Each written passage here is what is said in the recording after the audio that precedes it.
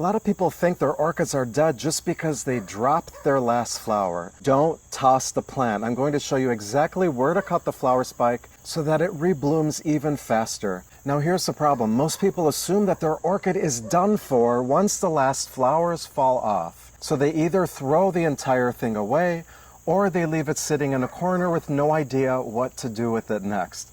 But here's the thing. Phalaenopsis orchids can rebloom regularly for years. Let me show you how to get blooms faster by trimming the flower spike the right way. Step one, you'll want to find where the bottom flower was on the spike. Very bottom flower was here. You can see where the scar was here.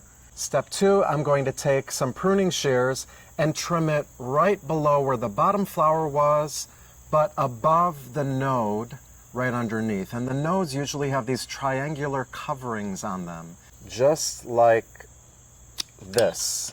Now you may say, oh, there's a flower bud left. Yes, there is, but I think it looks weird, and this will encourage even more blooming. You're going to get a lot more flowers this way. And step three, all that's left now is to care for your plant like normal. Good lighting, good watering, and wait. You need patience. If your plant is happy and healthy like this one, you could see a new secondary flower spike forming in just a few weeks. Sometimes it takes a couple months or more. It just all depends on your individual plant and your growing conditions.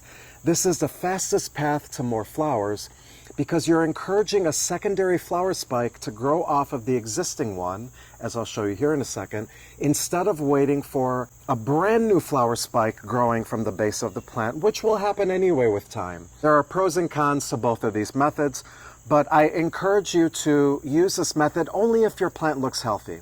If your orchid's leaves are droopy and wrinkled, your orchid probably has root damage. And in that case, I would recommend cutting the flower spike all the way down to the base of the plant so that the plant can focus on recovery instead. But the caveat is that you need to determine why your orchid declined so that you can avoid that same issue in the future. And here's a wonderful example. Take a look at all these flowers on this one.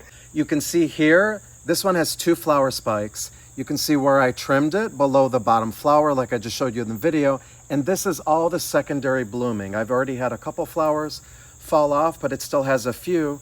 And then this other flower spike, this is a brand new flower spike. This is not a rebloom off the old spike. So you can see this one has about, I think I counted 13 flowers on this new flower spike. And then there's a bud at the tip that hasn't opened up yet. So you can see what is possible, especially if you have great growing conditions and a healthy orchid. So go ahead and try this before giving up on your orchid. It may just surprise you.